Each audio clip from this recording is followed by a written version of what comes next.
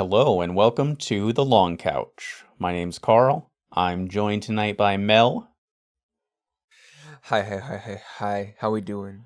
And on tonight's episode, we will be discussing hot takes. Now this is the real controversy episode. Yeah. We talked about controversies of different mediums. But now we're kind of just cutting at the middleman now, right? Now we're just saying, hey, these are known provocative opinions. I did a little bit of searching around on the internet to find popular hot takes. So what is a hot take? Well, firstly, Please tell me. a hot take refers to a piece of commentary, opinion, or analysis that is intentionally provocative, controversial, or strongly opinionated. The term is often used in the context of journalism, social media, or discussions where individuals express their views in a bold and attention-grabbing manner. A hot take is designed to generate immediate reactions, often by taking a stance that is contrary to popular opinion or by presenting a viewpoint in a strongly assertive way. Okay, wow. So we are going to be reviewing a few of these strongly worded opinions here, which are, of course, contrary to what many hold true. And we're going to see, do we agree with them? Or is there some wiggle room here? Yeah, maybe we'll actually end up having some pretty controversial opinions on these controversial opinions. I imagine we will. So if you're sensitive, close the show now. Yeah, if you're a sensitive snowflake, this ain't for you. This ain't the podcast episode for you. We get real in here. This is some real man hours around here. Yes. Yeah. All right, first hot take. Social media is ruining our ability to have meaningful face-to-face conversations and is contributing to the decline of genuine human connections. I don't agree. Okay, why not? This is one that I've personally I've struggled with for a long time because I think that you sort of have to. I think over time, because social media is just so much, and it affects your mental health, it affects the relationships you have, it affects the type of relationships you have, it changes and shifts the dynamic, and all of this stuff, and then also the side of misinformation and the side of basically there's a lot of, it's multifaceted for sure. Mm-hmm. But I think that at some point you kind of have to be able to, I think, emotionally mature enough to be able to facilitate your own, facilitate a social media environment that works for you. I have social media, and I definitely think that some aspects of it have a pretty detrimental effect on me.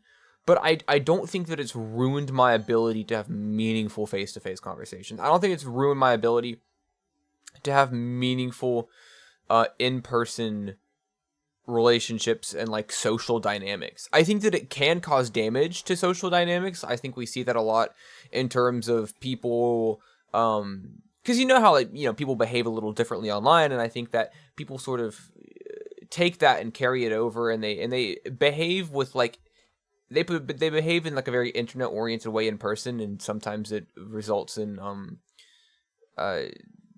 conflict. It results in people getting offended or people just acting weird. I don't think it's all bad, and I certainly don't think it's done some irreparable damage to at least my ability to converse or to interact on a personal level. You keep those two things separate.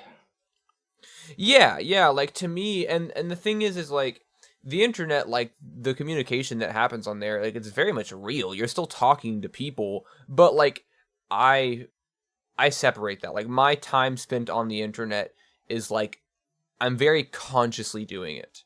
I'm very consciously kind of reminding myself shit works differently here, and I need to not process it and take it as personally as I maybe would if this was a face-to-face interaction.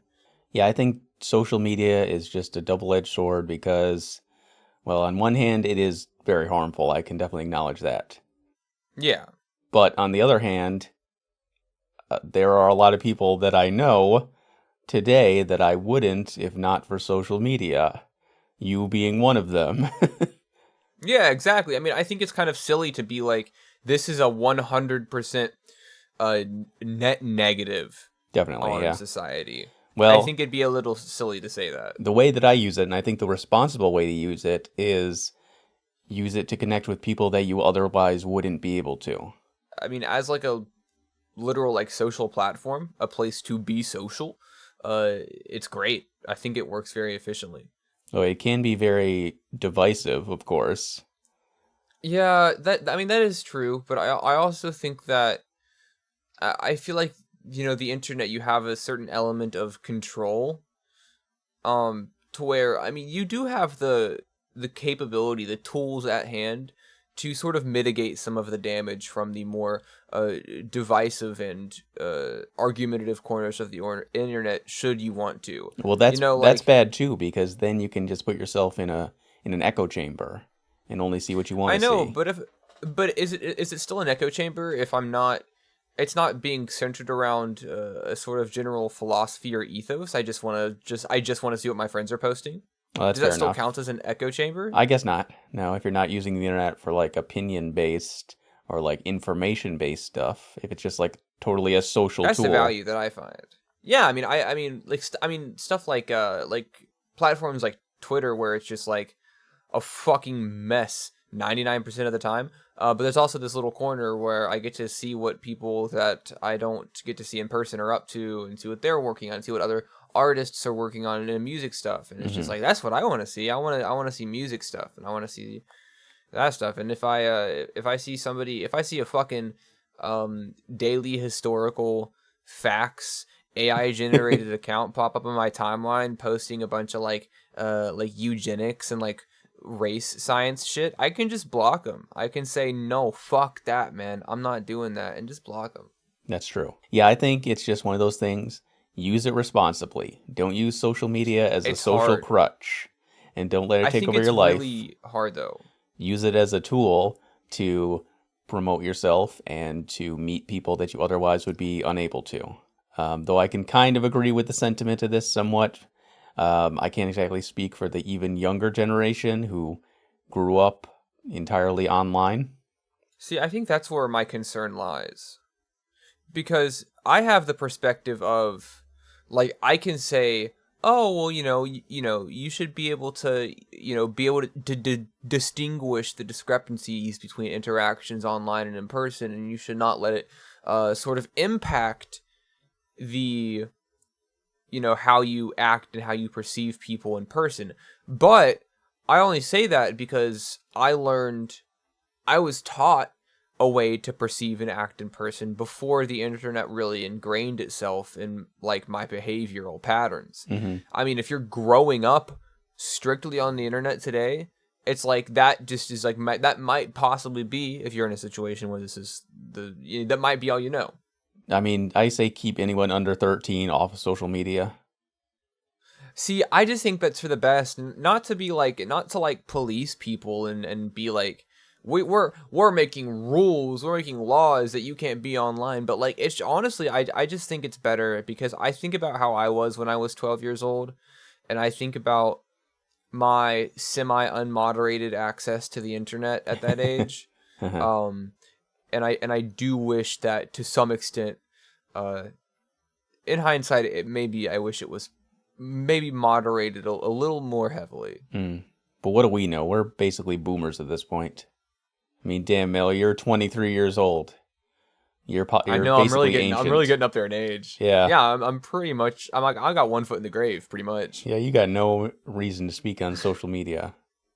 No, yeah, I mean honestly, it's a for me, I should just keep my mouth shut and let the young bucks that are taking over for me talk about these things. That being said, you definitely grew up, like MySpace and Facebook were definitely established by the time you were like a preteen even. Yeah, Like yeah, you for would have sure. access to those things immediately. They looked very different, Hmm. but for sure. I mean, I don't think that there was ever a time where I was like familiar and like introduced to the internet, but there wasn't the option of some sort of like social based platform. I would have been introverted at that age either way, so having the internet did help me actually make some kind of connections with people. Mm-hmm. So, but who knows? Without it, maybe I would have been forced to. It's hard to say. Yeah, I know. We have no idea. Anything could happen. It's a tough one. Okay, let's move on to number 2. The Okay. idea of following your passion is overrated, and practical considerations should play a more significant role in career choices. This is another one that I disagree with, but I think that if you would have asked a way more cynical and uneducated 17-year-old me, I would have agreed with it. So what's Um, changed since then? I think that as time has passed and I have gotten a chance to dip my toes into the chaotic whirlpool of the real world and being an adult, I think that I've been able to more confidently come to conclusions on like what I generally want in life. And I feel like an existence in which I am subduing my passionate endeavors in favor of practicality and safety and security. It just sounds like a very bleak way to live. Like for some people, like setting very practical goals that are based on functionality and efficiency, in the economy and in society, like I totally respect that. Hmm. I can't do that because to me, like I would much rather be walking that line kind of balancing while being able to, like, pursue my dreams and pursue my passions with the one life that I get to have. I think this take is kind of specifically referring to your career choice. So I don't think it's necessarily saying don't follow your dreams, don't pursue your passion at all, but it's saying when it comes to you're getting a job, having a career, you should do something practical. Listen, man, I dropped out of college after my third year, so I'm not exactly a big advocate for practicality. Right.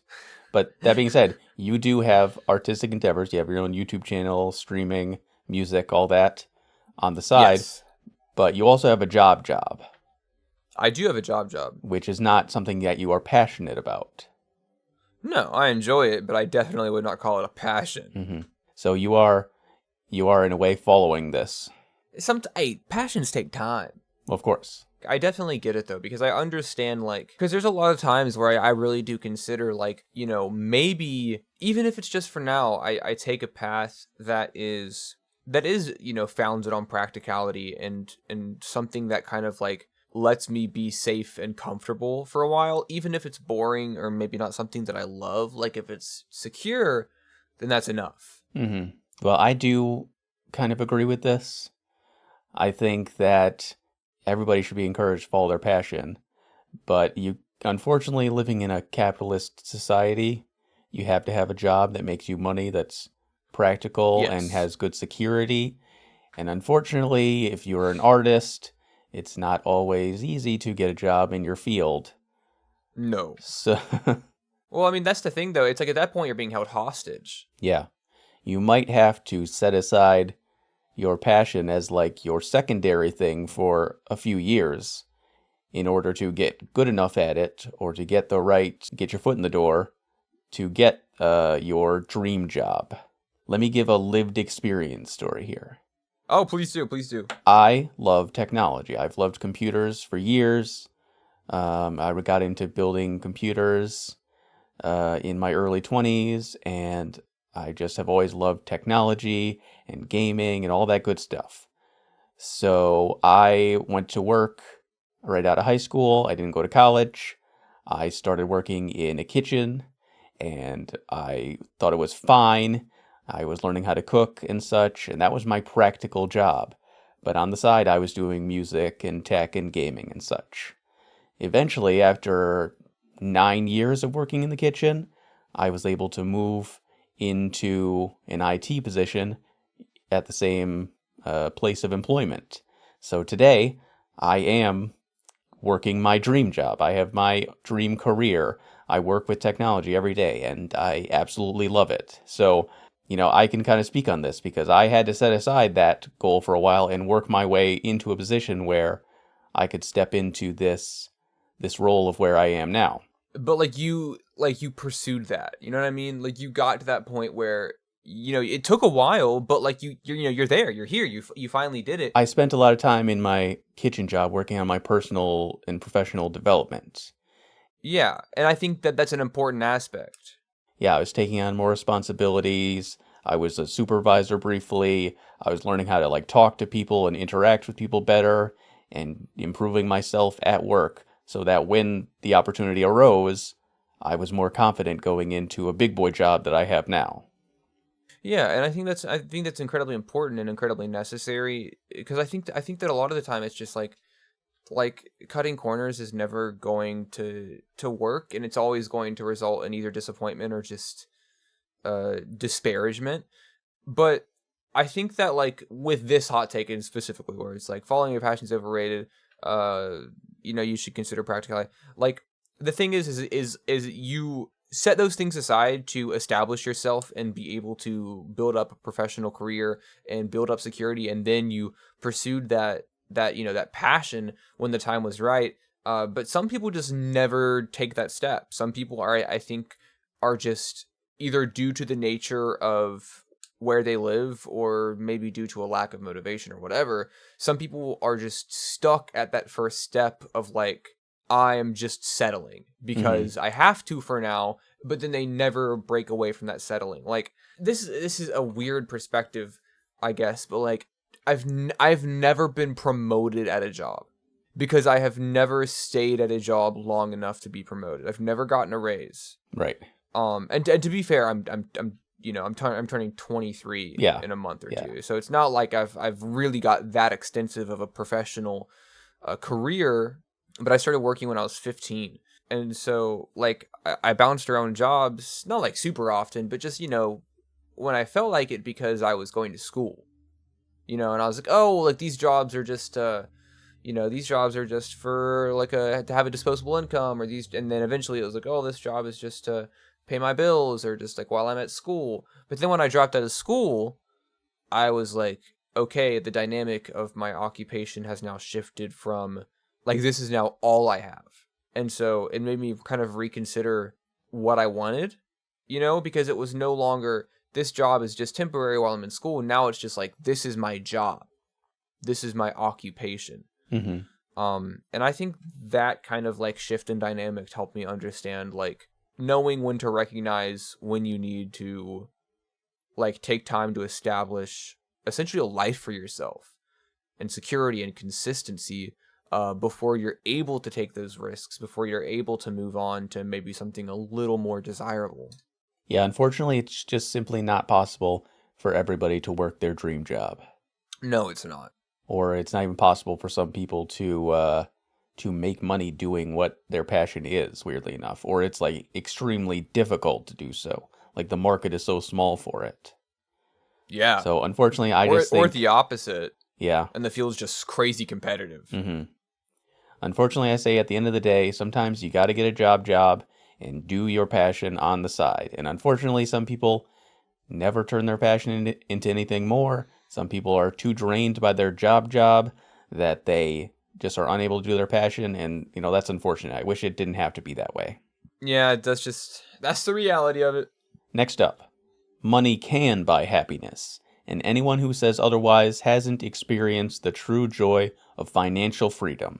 I agree with this with like a little asterisk on the end of that statement. Hmm. So I mostly agree with it. However, there is an exception. Money, while not, I guess in terms of the traditional definition, money can't buy happiness, but it can very, very much buy security, comfort, and accessibility to the comforts of life. Those are the ingredients for happiness, right?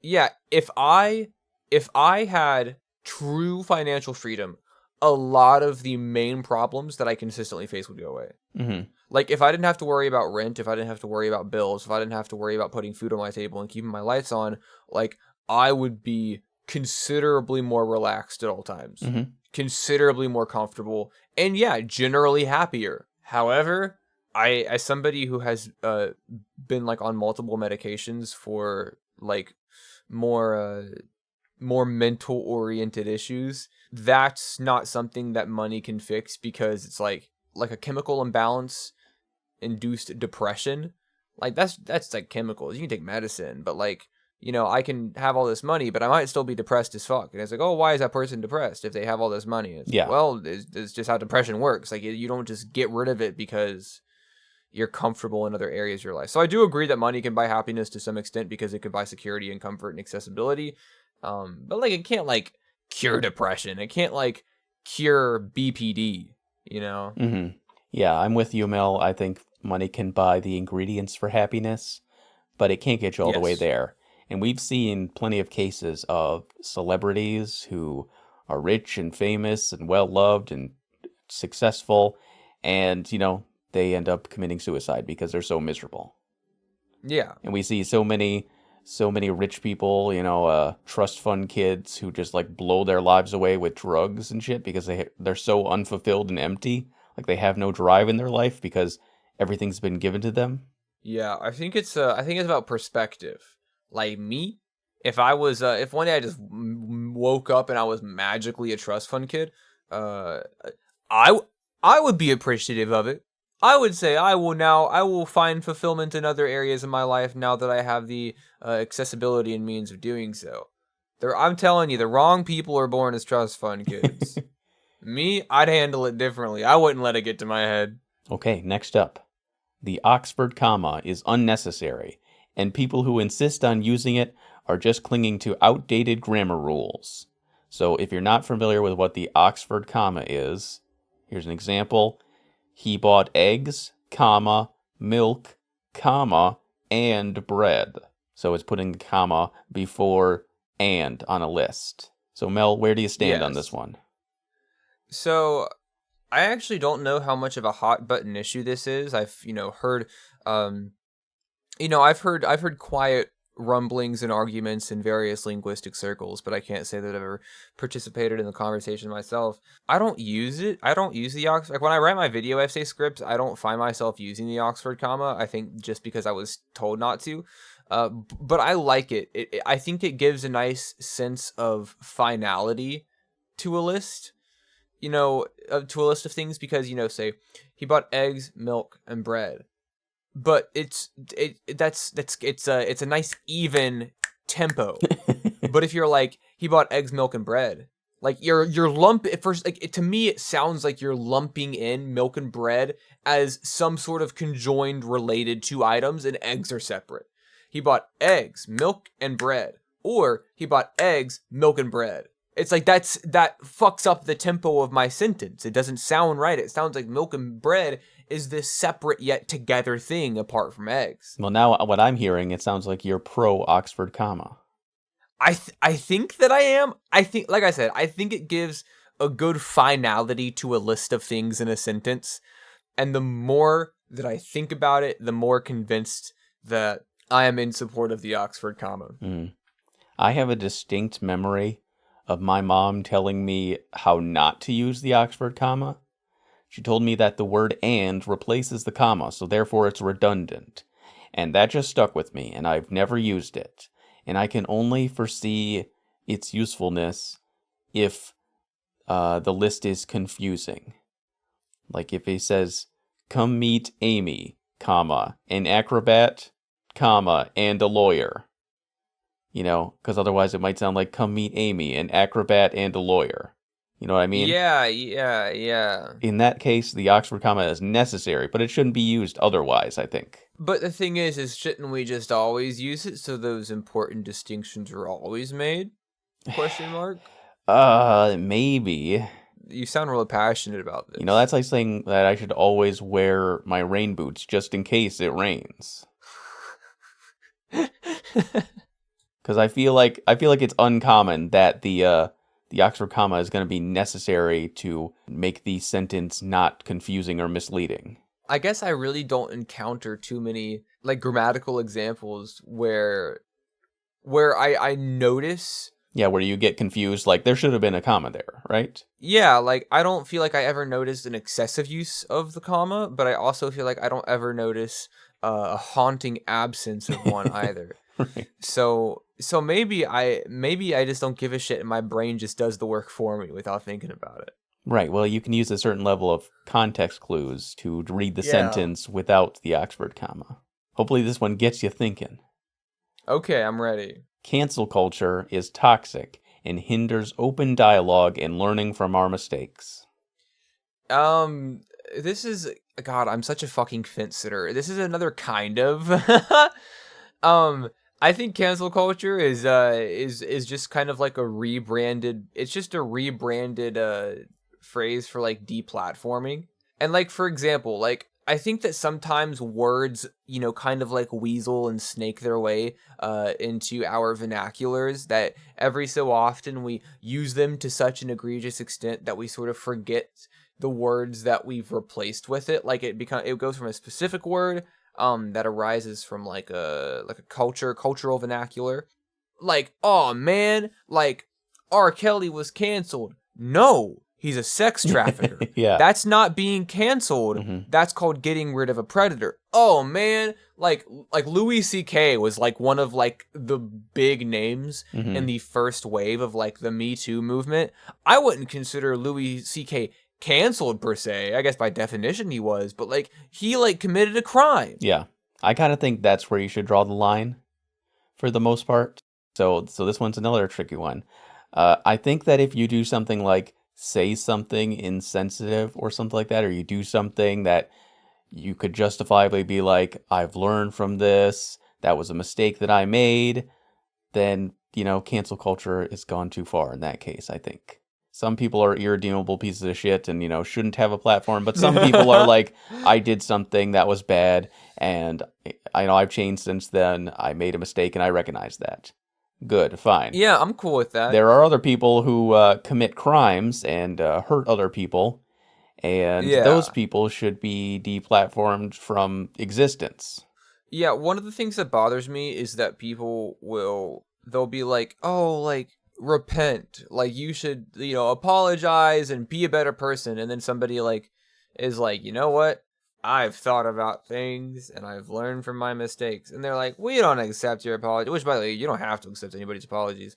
But I do think that there's room for like personal growth. Like I think that most people are capable of some sort of introspective and meditation and are capable of some personal growth. Maybe you say something a little off color, something a little appropriate, a little something anti-PC, and after some self-reflecting, you realize, oh shit, that was actually wrong of me to say. hmm I don't have to forgive you, but I do acknowledge that you've changed. Like I think that's something that people get caught up in. If somebody shows personal growth and atones for a mistake, you don't have to forgive them. Like, good for you, but like, you don't have to forgive them. You can just kind of like let them exist outside of what you've got going on.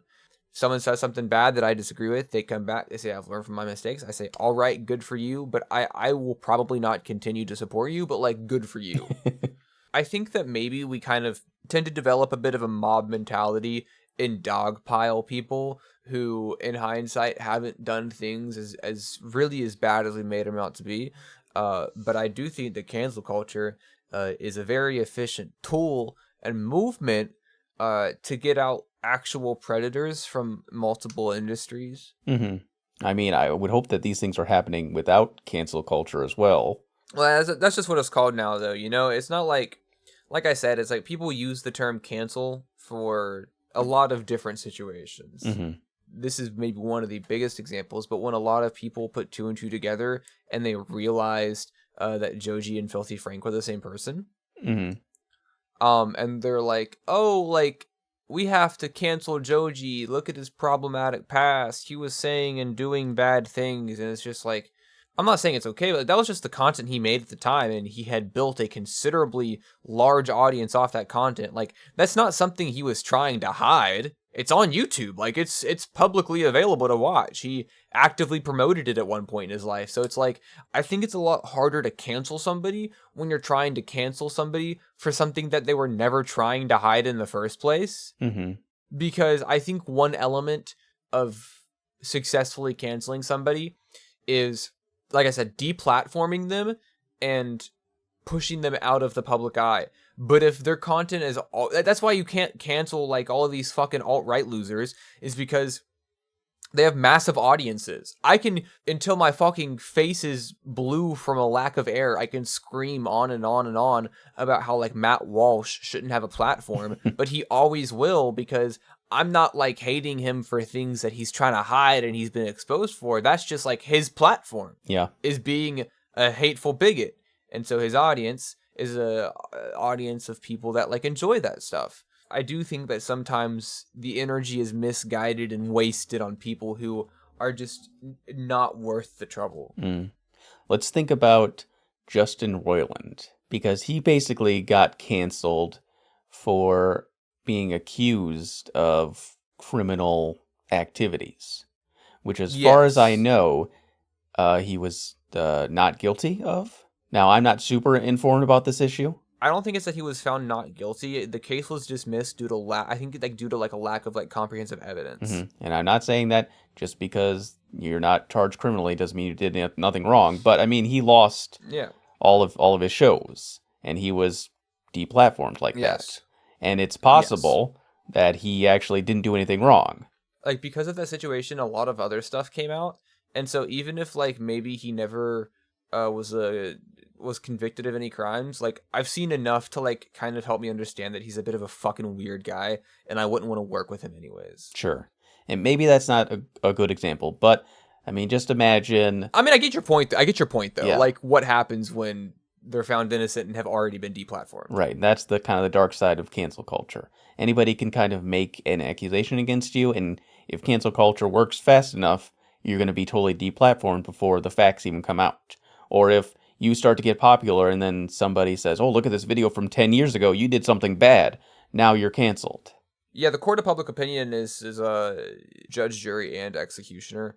Like, I think that honestly, those kind of tend to be case-by-case bases, because it's really hard to sort of give a blanket statement on the general concept of systematically deplatforming someone due to their actions. Because, like, for example, like, you know, it wouldn't ever work. You wouldn't ever be able to. But if you tried to deplatform Joji, like, I would disagree with that. If you tried to deplatform Justin Roiland, I would be like, yeah, that's probably for the best. If you try, so I think that in situations like that, you really do just kind of have to be able to look at the situation with nuance and come to your own personal conclusions on whether or not that person should have a platform. Because, you know, what's the point of deplatforming somebody? The point of canceling them is to prevent a widespread behavior. Like, we're deplatforming Justin Roiland so he does not get to continue to thrive in an industry where he has used his position to take advantage of people. Next hot take. The concept of guilty pleasures is outdated. If you enjoy something, there's no need to feel guilty about it. Yeah, I'm cool with this. I generally kind of have the belief that if your hobby or interest, or like fetish or kink or whatever, like isn't harming anybody, generally it's cool. Like, I mean, like I think that like guilty pleasures of like what's your guilty pleasure like band? That I think that's a little silly. Like, I don't have any guilty pleasure bands. I just listen to what I like to listen to. But even in terms of like fetishism or like kinks, like, oh, like my guilty pleasure is like you know, BDSM. I'm real into fucking sadomasochism, whatever. It's just like, hey man, as long as like you're not like actually like hurting anybody in a bad non-consensual way, like, cool. I think it's fun to call things your guilty pleasure, but I don't think it's actually something to like be ashamed, to actually like feel guilt or remorse for. So first of all, I did not read guilty pleasure as like in a sexual or fetishistic way, like you did. But that's an interesting take on it. I guess I'm just a fucking pervert. Right. And secondly, I do agree that a guilty pleasure is a good way to categorize something. But yeah, you probably shouldn't, you have no good reason to feel guilty about enjoying things. That's all like outside pressure from other people that causes that kind of feeling. Like, oh, I'm not supposed to like watching Gossip Girl as a man, but I do, and I'm so guilty about it. Feel confident about the things that you like. You can call it your guilty pleasure, but hopefully you don't actually feel genuine guilt about just enjoying something that you're not supposed to. I will say, though, like you said, though, it's a good mean of categorization, because some things, like, I could call my guilty pleasure because, like, I enjoy it in a different way. Yeah. You know what I mean? Like, for example, I enjoy Paralyzer by Finger Eleven and any 3 Days Grace song in such a very different way that I enjoy like Pink Moon by Nick Drake. So like I could be like, oh yeah, man, like 3 Days Grace is like my guilty pleasure. Not because I actually like feel like I should hide the fact that I listen to them. I enjoy it in a much less committal way. And it's much more, I guess my enjoyment of it is much more casual and maybe even a little flippant. Is it almost like you know it's bad, but you still enjoy it anyway, and you just can't help yourself? Yeah, exactly. It's like I don't think this is really that good, but there's some quality about it hmm that has me coming back. Like, I feel the same way about Family Guy. oh, that's actually a really good one. I've watched modern Family Guy, and the whole time I'm like, this is not good. But here I am watching it, and I get something out of this that I can't really Yeah. qualify. Like I wouldn't call it like And I'm not like a hate super watching deep it. enjoyment. Yeah, but it's like this scratches an itch, and this is my guilty pleasure. Like I know that this is not good, but I enjoy it well enough to spend my time watching this. That's how I feel about watching Wife Swap. Yeah, there you go. Oh, my other one is My 600-Pound Life. Yeah, dude.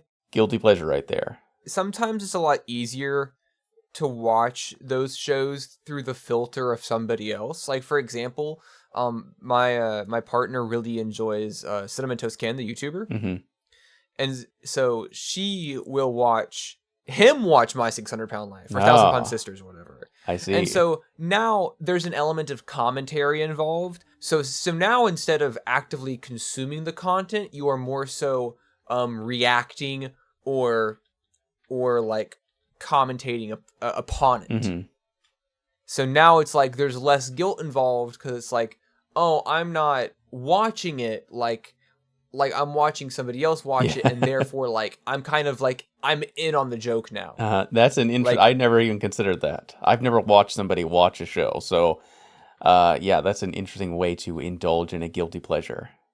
I think that guilty pleasures, kind of an antiquated concept, but I do think that they're a good means of like fun categorization. But yeah, I don't feel guilty about enjoying a band or whatever. Yeah, when I was a teenager and I was like a metal elitist, I felt very guilty because I like to listen to Never Shout Never and Mayday Parade. But nowadays I can just listen to whatever I want and not feel any certain way about it. Yeah, exactly, dude. I mean, there's some days, man, I listen to like something that is generally agreed upon as an incredibly high art in the world of music, and then I'll fucking be like, yeah, man, dude, Animals by Nickelback came on. Fuck it, dude, let it rip. Like, who gives a shit, man? Who cares? Next up, traditional gender roles have some merits and shouldn't be completely dismissed in modern society. Nah, I disagree. I'm with you. The thing is like there's just not really like a point, right? Like the way that like our society is structured, like yeah, sure, like it benefits men in most industries, but also like in terms of like traditional gender roles, it's just like there are just things are way more accessible now. Like for example, like there's a lot of households where the woman is like the breadwinner and the man is a stay-at-home father. And it's just like, and that works for some people. That totally works. I think it's just about what works for you, what dynamic is most beneficial to you, not as a couple, but as an individual. I think gender roles is just like another like just antiquated concept, just because like I think that we've kind of put ourselves in a position where most people can do most things. Mm-hmm. And I think that people are like, oh, well, gender roles should be a thing because women shouldn't have to get their hands dirty. We're actually doing women a favor by leaving the more labor-intensive jobs to men, which is like, how noble of you, whatever. I don't know, not to be overindulgent on the topic and just repeat myself over and over, but yeah, the concept of gender roles I just feel like is just super outdated. Yeah, I pulled this one because I couldn't even think of a benefit to having gender roles.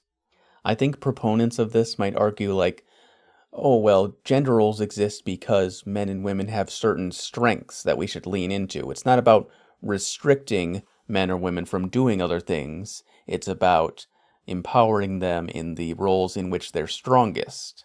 I cannot think of many practical roles in society in which that would apply. I mean, to an extent that does exist, but just because you do happen to be stronger biologically in a certain area doesn't mean that you shouldn't, because of that, you shouldn't be able to do something else, or that you have to do that just Yeah. because you're strong at it. Or the opposite. It's not like we should only hire men because, men are, have a biological advantage in terms of strength and musculature, Mhm. because that's a fucking hard word to say.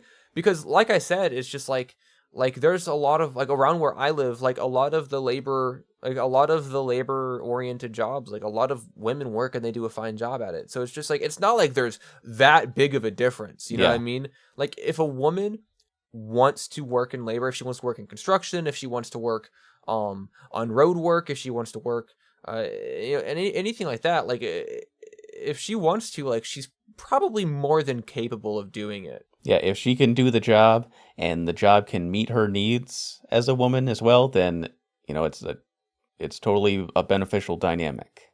Yeah, I also, and this is kind of a different conversation, but I also think it's very counterintuitive, and also long-term damaging to put people into these boxes in the first place. Not in terms of just like, you're a woman and woman bad, or you're a man and man bad. It kind of like shoots people down to be like, oh no, like, you can't work in construction. You're a lady. You're a delicate, fragile lady. Like, you'll break at the slightest gust of wind. Like, that's patronizing. That's not, like, it's not noble to view women as, these porcelain figures that need to be preserved in bubble wrap and styrofoam and protected. Like, that's patronizing. That's not complimentary.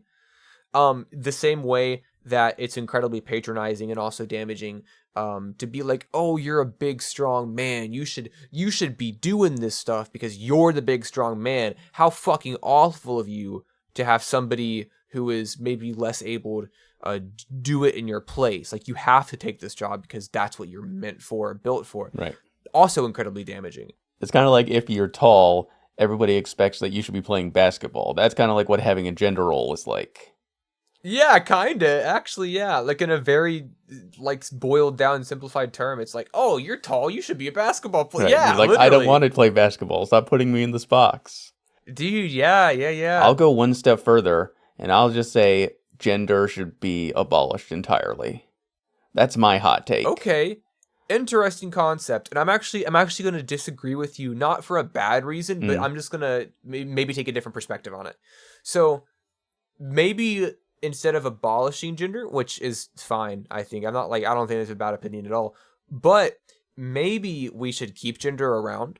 The thing about gender is, I think the more and more that we kind of understand, because I think that, like, when I was in middle school or high school, being like, gender is a social construct, it's like, me as like a 14-year-old kid was like, what the fuck? Like, what does it even mean? But now that I understand what it means, gender is a social construct. It literally functions on a social level.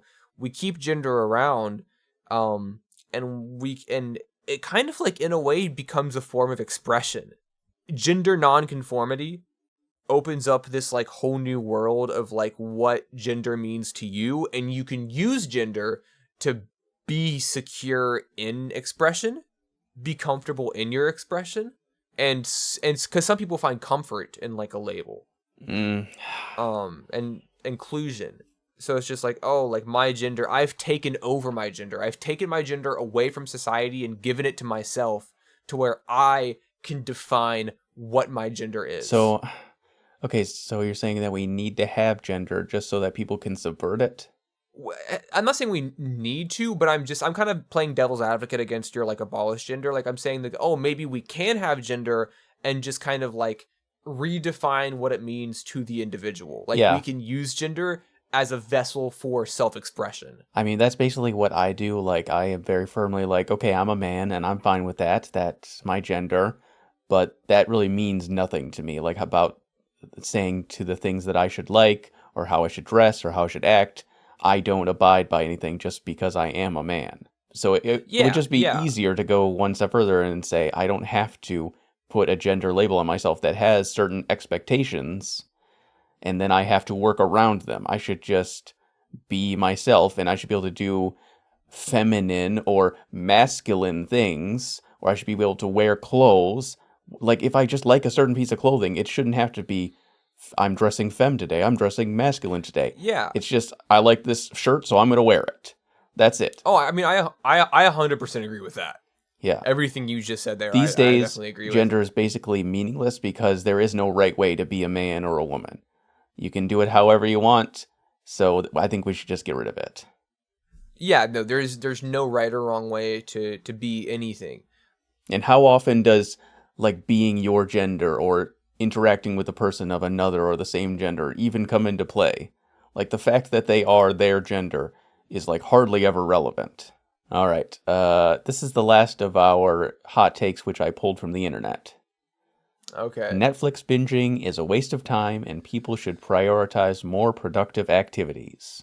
Can you just say this about all, like, forms of, like, binging content? Like, hey, man, you probably shouldn't play video games for 10 hours a day. I got a counter for this, though.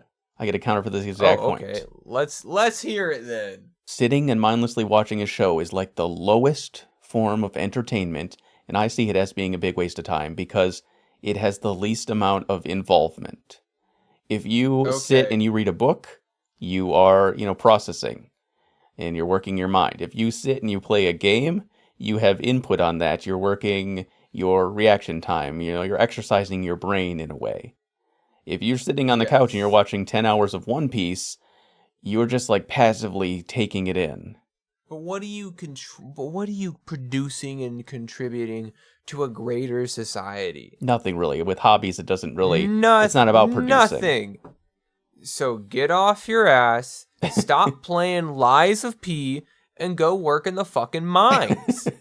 Contribute something. No, I mean, listen, if you want to watch fucking TV for 6-7 hours a day, yeah, I would argue that is not a productive use of your time.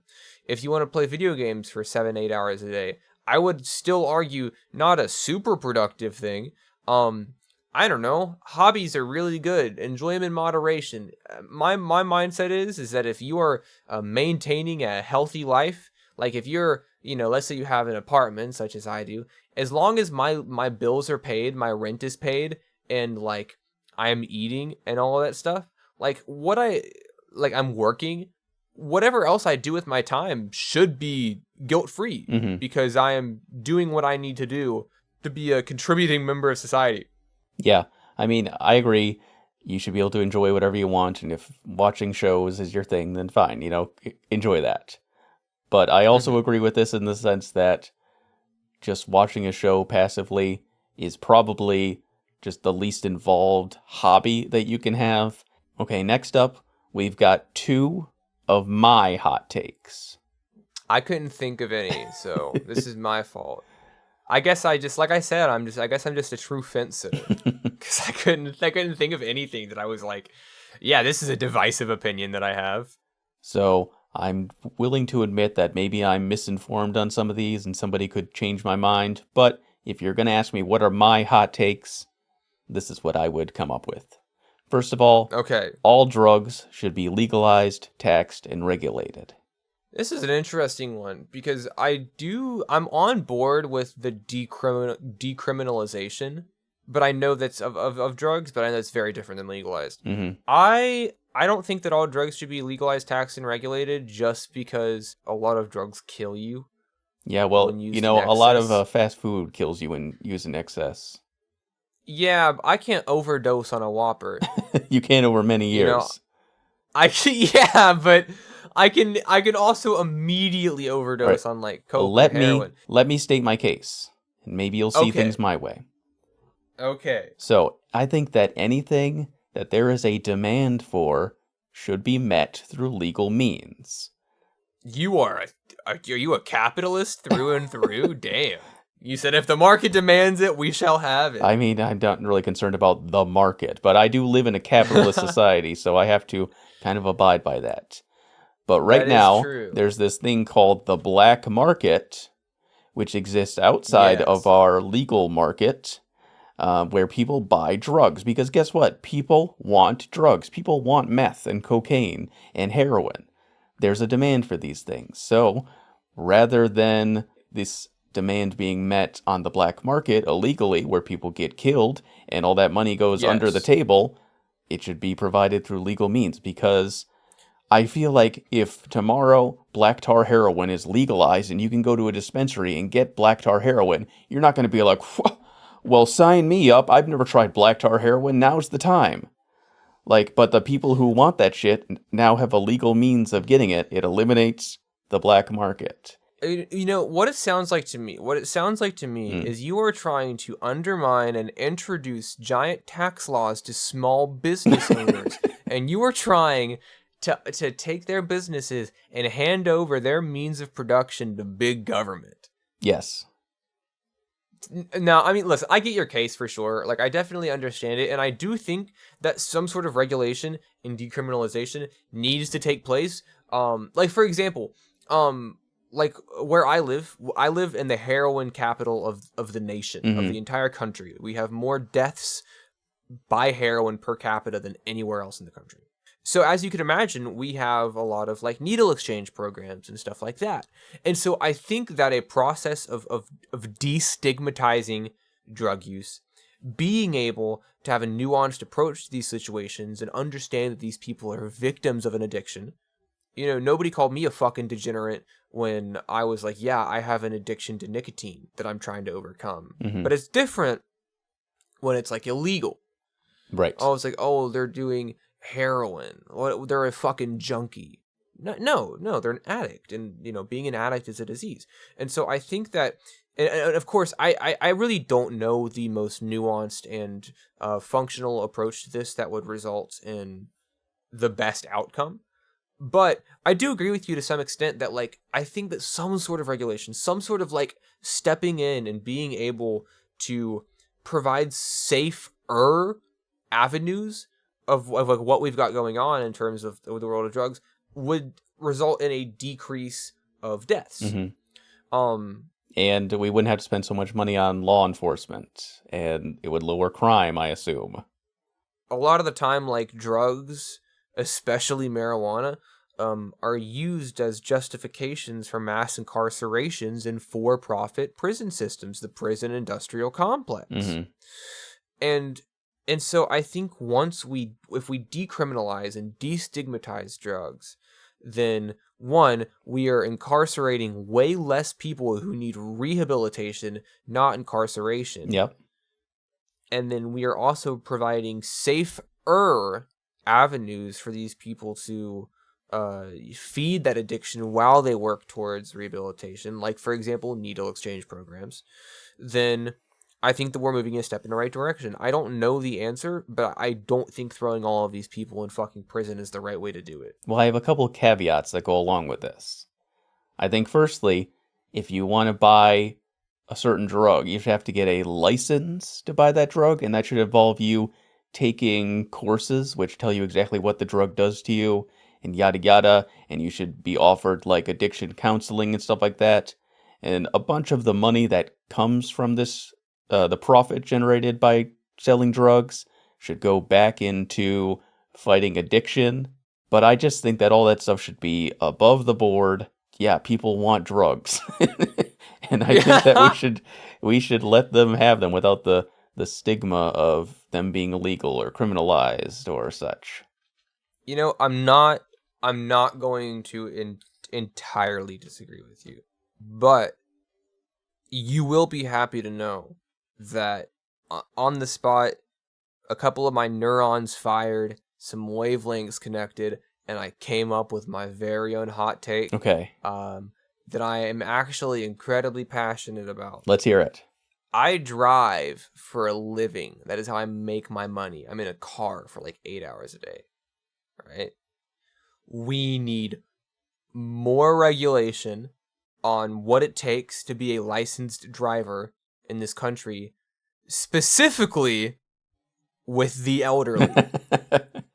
I don't mean to offend any of our hypothetical, potential, metaphorical elderly listeners out there, but after a certain age, an age that I don't know what it is, but we can talk about 60, 65, 70, maybe even 55, every 5 to 10 years, we can work on the metrics. You need to retake your driver's test after a certain threshold. Let's just say 60 years old. That's when a lot of those degenerative factors come into play. Mm-hmm. But like, listen, man, when you drive as much as I do, statistically, you are bound to see some wild shit.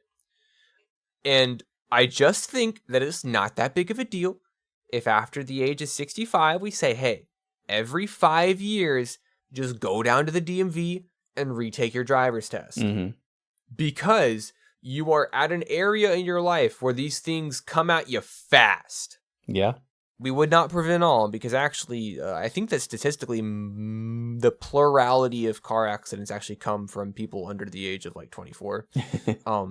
But I think that we would prevent a considerable amount of fatal motor vehicle accidents, or even just motor vehicle accidents in general, if we had regulation on driving after a certain age. And I know that some of them will be offended, but listen, it's for safety. Mm. And listen, I see a lot of fucking dumbass 20-year-old drivers too. The older I get, the more baffling it is to me that we legitimately let 15-year-olds get behind the wheel of a car. Like, when I was 16 years old, I was like, yeah, this is an entirely appropriate thing for me to be doing. But now that I'm 23, I'm like, oh my God, we let 16-year-olds drive cars by themselves? Yeah. I think that's my one single more conservative view. But my issue is that I'm like, maybe we should raise the driving age. But then I think about it and I'm like, no, because 18, which would, I guess, be the next logical choice for getting a driver's license, 18 seems way too late. Really? But 17, I mean, 17 years old is pretty much 16 years old. So I guess we shouldn't change it. Yeah. But it's just like, wow, literal fucking children are driving cars. So yeah, that's my hot take, is that I think to some extent we need to put in preventative measures after a certain age and have them retake their driver's test. Ageist. That's some ageism right there. Second off, why should people above the age of 65 have to be punished just for being old? What if they're perfectly good drivers? What's next, Mel? Are you going to say that all Asians should have to redo their driving test next because they're predisposed to be bad drivers? That is not what I said at all, and you this know is a slippery slope. Also, if they're if that 65-year-old is a perfectly good driver, then they should have no problem driving on down to the DMV and passing their test with flying colors. Why should they have to, Mel? If it weren't for your ageist regime. They are my regime. I'm just saying that they are more likely to experience some sort of sensory degeneration that would result in them being more likely to be susceptible to a motor vehicle accident. Ban old people.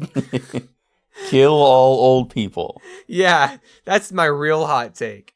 All right. After a certain age, we just throw them into the ocean. Well, when it comes to your actual hot take, I do agree with you. Nice. I knew that I'd win you over. Here is our final hot take of the night. And this is hot take of the night. This is from me. Adaptations of stories should be distinctly different from their source material.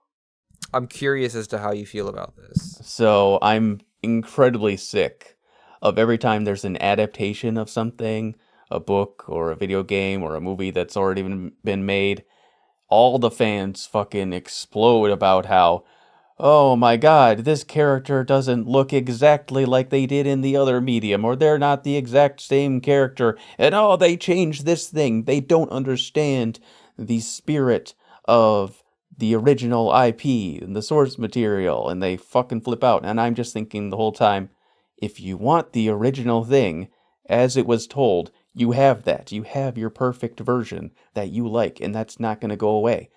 This is an adaptation, and the point of an adaptation is to spin the story into a new medium and introduce new elements and remix it in a way, and things should be different. This is a very interesting hot take, and as somebody that consumes, I guess, a decent amount of media, I feel like that I have a decently educated opinion on this as well. This is interesting to me because I feel like it can kind of go both ways. Because let's say that you have an adaptation of a story, right? An adaptation of a incredibly popular book, right? And the adaptation of the book is similar to the book. It has the same kind of major plot points. The characters are written the same, but things are kind of reformatted to make more sense for the big screen. Think about Stanley Kubrick's version of The Shining. Stanley Kubrick's version of The Shining is different than the book because that is a version that Kubrick envisioned to make more sense for the format of a movie. Mm-hmm. Right? Sure, Stephen King hates it, but people love it. And then you have something like Stephen King's The Shining, which is fucking garbage and way more. That's the show. They made a miniseries of The Shining. That's what I'm referring to, and that's terrible because it follows the book more closely. Exactly. And so sometimes it's important to consider that some elements of a book just don't work the same way that they do in a movie. Mm-hmm. But also, it's a very dangerous line to cross because if you get too far away, then it becomes a different story. For example, my favorite manga of all time is Tokyo Ghoul. That manga is a goddamn masterpiece. It is gorgeous. It is a beautiful, beautiful story. For season 2 of the television adaptation, they decided to take a non-canon route and not the entire show, just season 2. Mm. They changed the story. They said, we're going to make a TV adaptation that has a different plot. And it sucked. It was awful. All of the characters felt butchered. None of the plot points make sense, and it was a confusing mess. And so I think that if you go too far away, then you're kind of destroying the point of an adaptation in the first place. Okay, but let me ask you this. I've never read the manga. What if I watched the anime totally blind? Do you think I might enjoy season 2? No, it's just, that's the thing. It's just bad. It makes no sense because people were trying so hard to have an original story from an existing IP that it just didn't make sense out of this desire to be different narratively. I want to talk about The Last of Us. Have you played the game or seen the series? I have seen some of the series and played some of the game. Okay, so there's a lot of discussion about the Last of Us series, especially like Ellie. And people were up in arms because Ellie doesn't look like the Ellie in the video game. And guess what? She's not supposed to. The character doesn't have to look exactly like the previous incarnation of the character. All Ellie has to be is like a 14-year-old girl. Like any 14-year-old girl will work. That's not like a narrative or like character thing. That's just I don't give a fuck how they look. Yeah. And it's like, if you want the video game Ellie, she's right there. Go play the fucking video game. Yeah.